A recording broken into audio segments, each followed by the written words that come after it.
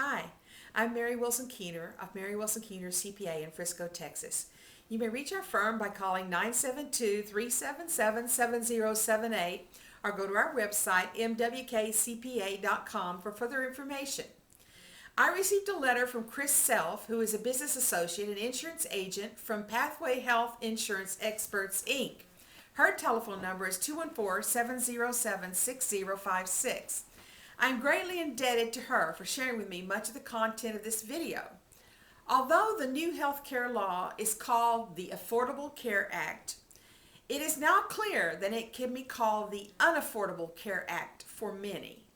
If you haven't read the law, you can go to Chris Self's website, pathwaymarketplace.com, and read the 2,700-page version.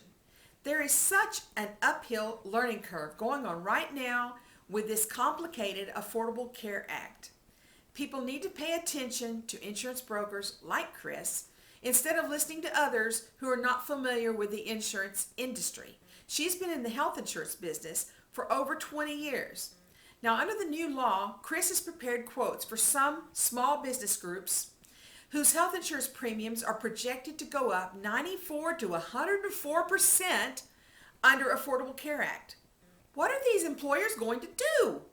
There is a good possibility that they will decide to dismantle their group insurance plan. This really totally defeats the purpose of the new health law. But it is the only escape for the small business owner who cannot bear a financial increase of this amount.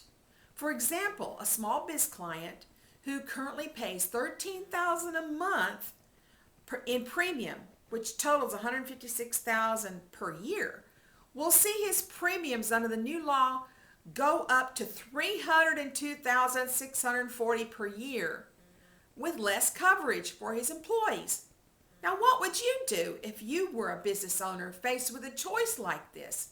Keep the plan for your employees or keep the business running without health insurance benefits? If he did decide to keep the insurance plan, he would need to raise prices for his service or products in order to pay the premiums and keep the company affordable. Now, this is risky to do in some marketable situations because it's impossible to predict if the product or service will be marketable at the higher price. Many employers faced with a similar decision will choose to cancel the health insurance plan. All of these employees who were promised they could keep their current plan might find that it is not possible to do so. Now consider what a larger employer faces, whose increase might be less, such as only 30 to 40% in 2014, but the business has more employees. It might provide a better understanding to us of why even larger employers are already dismantling their plans. By the way, as the law is written, if the employer does offer affordable group coverage, then the dependents of the employee, the wife and children, will not qualify for a government subsidy on the exchange. They must accept the increase of the group plan, buy an expensive individual plan, or face the penalty tax. If you would like a comparison for how much a plan will cost you in 2013 versus January 2014 with less coverage and more taxes included, please contact Chris at 214-707-6056 or another health insurance agent now. At least by buying today, you can avoid the increased prices with less coverage for one more year. The window for signing up for a 2013 plan ends December 16, 2013.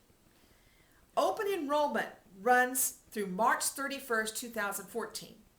If a person does not have a plan in place by then, either a group plan or an individual plan, he will not be able to purchase an individual policy either on or off the exchange until the following January 2015, with few exceptions. This is different than it used to be. Now, this information has been brought to you by Mary Wilson Keener CPA in Frisco, Texas. Our website is mwkcpa.com and our phone number is 972-377-7078. We can help you determine how your insurance premiums will affect your taxes in 2013 and 2014.